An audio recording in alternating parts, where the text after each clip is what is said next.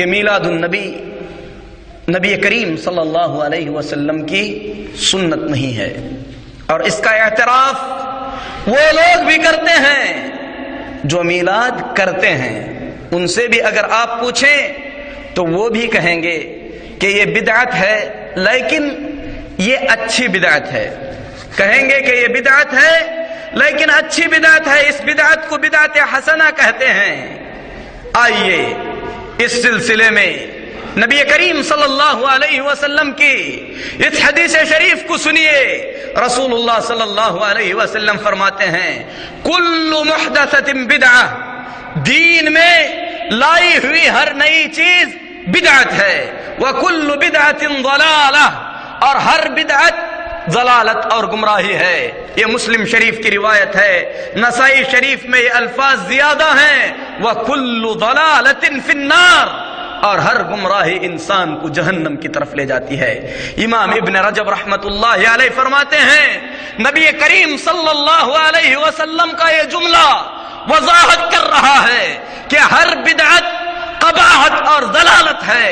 اور کتنی جرأت ہے ان لوگوں میں جو یہ کہتے ہیں کہ بدعتوں میں سے کچھ اچھی بھی ہیں کچھ بری بھی ہیں۔ ابن الماجشون رحمت اللہ علیہ جو امام مالک رحمت اللہ علیہ کے شاگرد ہیں فرماتے ہیں کہ انہوں نے امام مالک رحمت اللہ علیہ کو فرماتے ہوئے سنا من ابتدع فی الاسلام بدعہ یراہا حسنہ، جو شخص اسلام میں کسی بدعت کو ایجاد کرے پھر اس کے بعد کہے کہ یہ اچھی بدعت ہے، فقد زعم ان محمدا صلی اللہ علیہ وسلم خان الرسالہ، تو وہ بدبخت یہ گمان کر رہا ہے کہ نعوذ باللہ رسول اللہ صلی اللہ علیہ وسلم نے اللہ کے دین کو پہنچانے میں کوئی خیانت کی ہے۔ کیونکہ اللہ تبارک و تعالی فرماتا ہے اليوم اکملت لکم دینکم واتممت علیکم نعمتی، آج میں نے تمہارے لیے تمہارے دین کو مکمل کر دیا ہے۔ امام مالک رحمت اللہ علیہ کے یہ جملے ذرا غور کیجئے، فرماتے ہیں فما لم یکن ذلک اليوم دینا فلیس اليوم دین، جو چیز نبی کے زمانے میں دین نہیں تھی اللہ کی قسم آگے چل کر کبھی بھی دین نہیں بن سکتی۔ میلاد کرنے والوں سے پوچھو کہ کیا جشن میلاد نبی کریم صلی اللہ علیہ وسلم کے زمانے میں دین تھا؟ اگر تھا فَأْتُوا بُرْهَانَكُمْ إِن كُنتُمْ صَادِقِينَ، ایک دلیل دے دو، تم کو تمہارے دعوے میں سچا سمجھ لیا جائے گا۔ جب یہ چیز نبی کے زمانے میں نہیں تھی اور دین نہیں تھا تو اللہ کی قسم قیامت تک یہ چیز کبھی بھی دین نہیں بن سکتی۔ عبداللہ بن عمر رضی اللہ تعالی عنہ اچھی بدعت اور بری بدعت کے بارے میں فرماتے ہیں کل بدعت ضلالہ، ہر بدعت ضلالت اور گمراہی ہے، وَإِن رَآهَا النَّاسُ حَسَنَةً،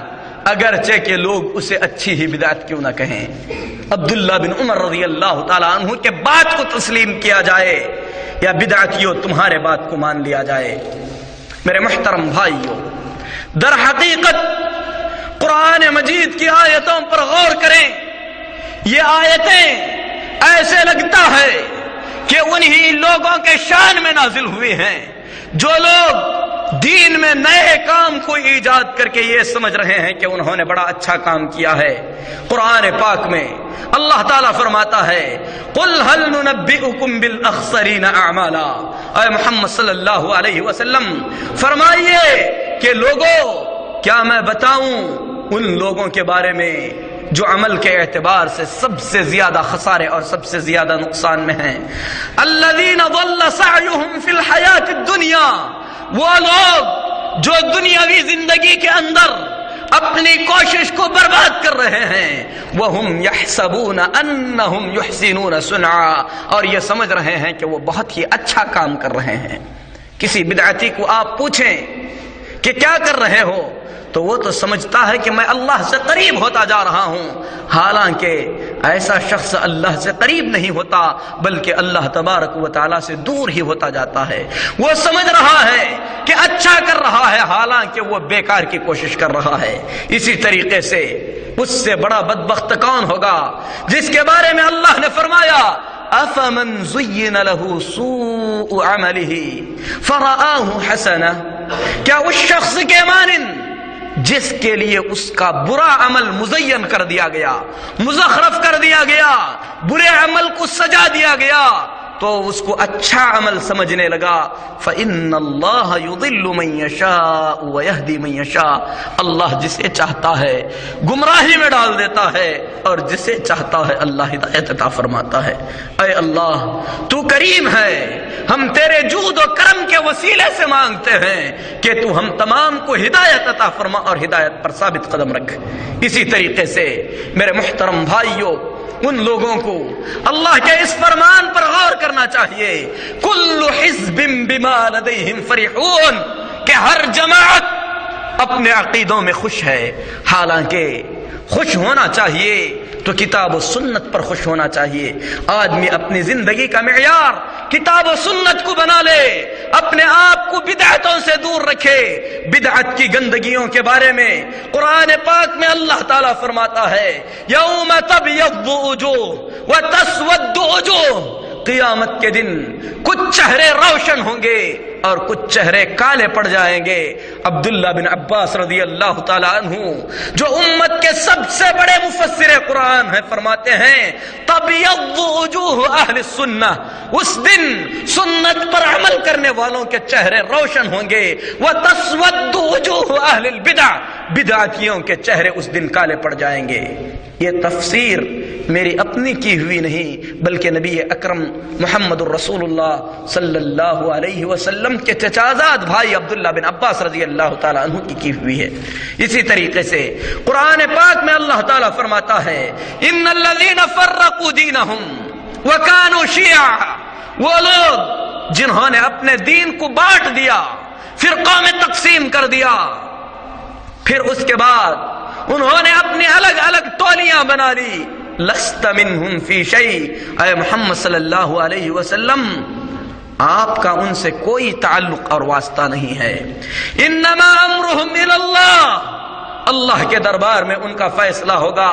ثم ینبئہم بما کانوا یفعلون،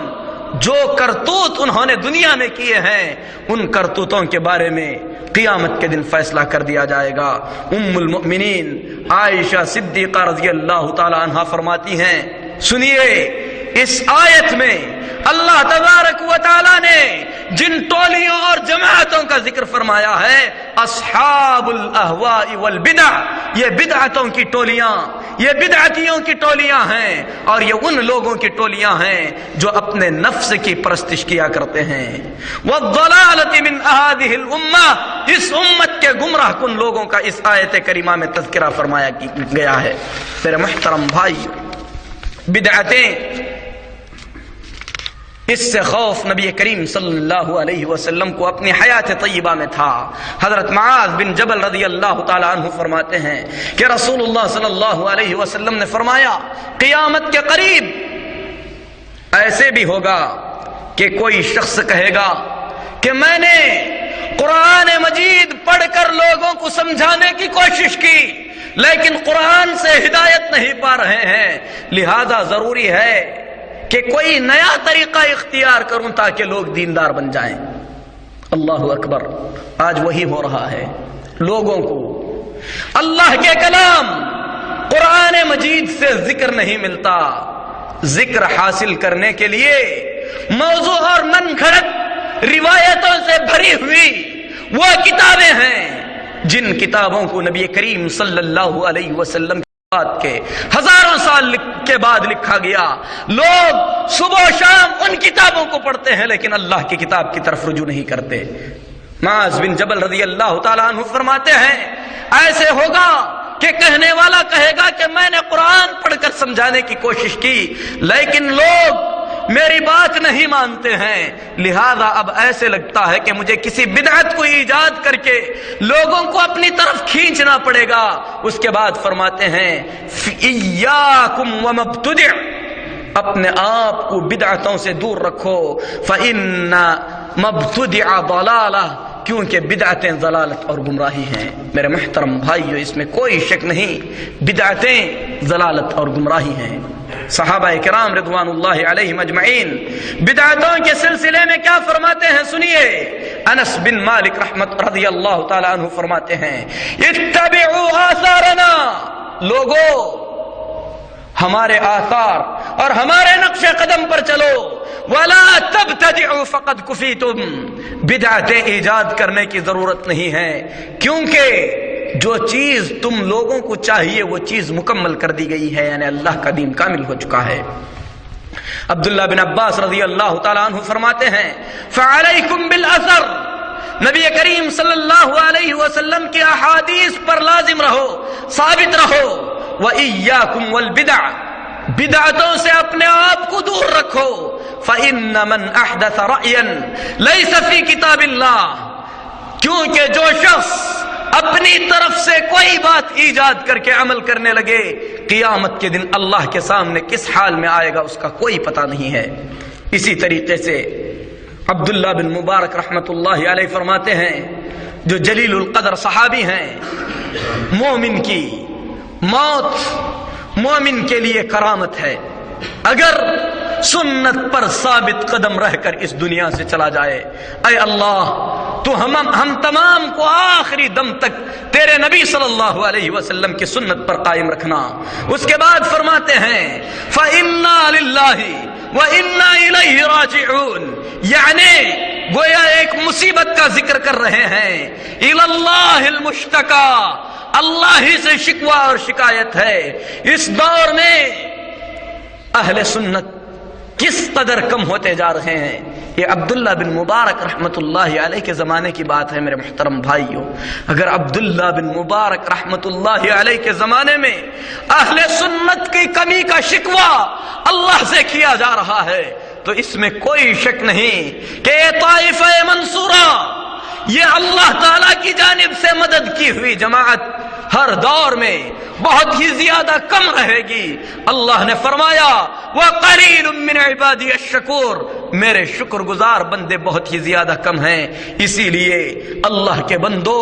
لوگوں کی کثرت سے دھوکے میں نہ آ جانا، کبھی یہ نہ سمجھنا کہ بہت سارے لوگ کر رہے ہیں تو وہی صحیح ہو سکتا ہے اور تھوڑے لوگوں کا کیا کہنا۔ نہیں میرے محترم بھائیوں، آگے ہم آپ کو بتائیں گے کہ کثرت